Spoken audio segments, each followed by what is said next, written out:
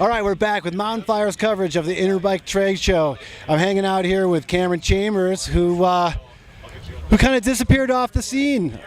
Now, we all were wondering what happened to Cameron Chambers. Cameron, what's up?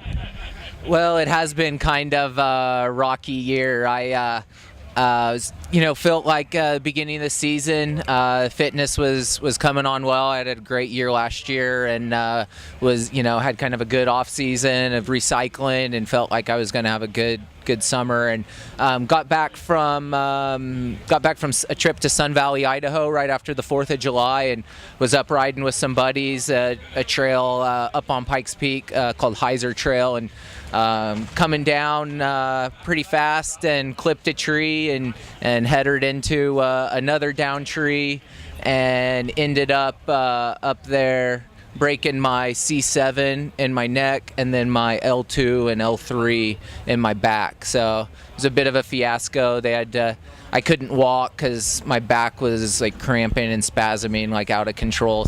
You know, I was shivering really bad as night came on, and so like my buddies were super smart and level-headed and just good mountain folk, and they gave me the clothes that we had there. But then they started cutting down pine branches, and I was about a 5-foot tall, 5-foot wide like pile of pine branches when the medics got to me. But that really saved me so much pain because like I said, I was shivering real bad. My back was cramping from that. And once I was able to kind of get warm and get that wind off me, I stopped shivering. And that's when I kind of calmed down and was able to kind of access, like, all right, like I'm not, my toes are wiggling. I have feeling in my fingers. And, we're going to make it out of here. And it took about 3 and a half hours maybe from when I crashed to get to me and get me out. We were out there pretty well, but they did an amazing job and got me to the hospital. And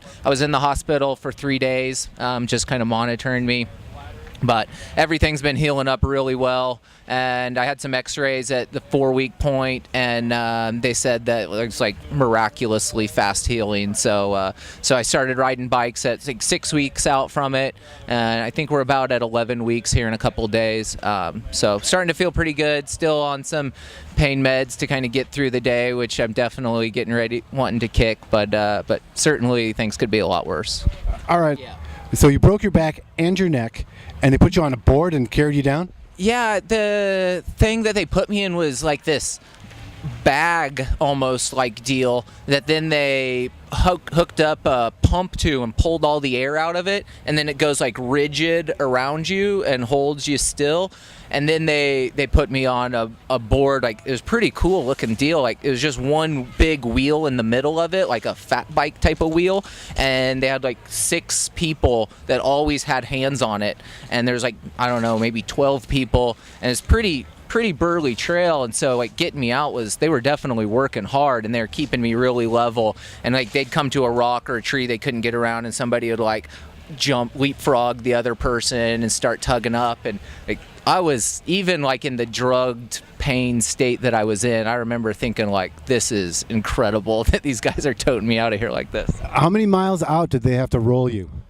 They cut some locks on some utilities roads and drove back in pretty far. I don't know totally, but I think they may have hiked about 4 miles to get me to a 4-wheeler, and then I got onto that, and they took me to an ambulance off of that. So I don't remember a ton of it. All right, so what's next for you? When do you think you're going to be healthy enough to get up back on the bike to race? Well, that's a good question for sure. I mean, I'm certainly anxious. I've kind of thrown in the towel on this year that I'm not going to do anything more with.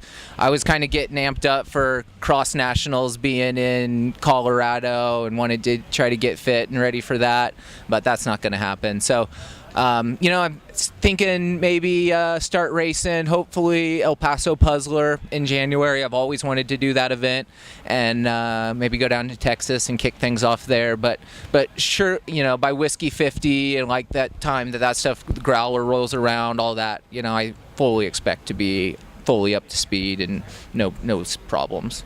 Well, all right. Well, hopefully we'll see Cameron Chambers racing at the El Paso Puzzler or Whiskey 50, and hope you heal up quickly. All right. So if you're chilly out in the backcountry and you can't move, go for the pine bows. All right. Thanks, Cameron. Absolutely.